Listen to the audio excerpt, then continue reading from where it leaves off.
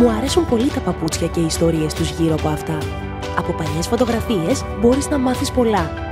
Έχω μανία με τα παλιά άλμπουμ της μητέρας μου.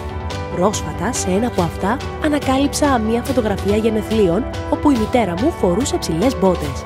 Αυτό ήταν και η αφορμή για να αποκτήσω τις δικές μου μπότες πάνω από το γόνατο.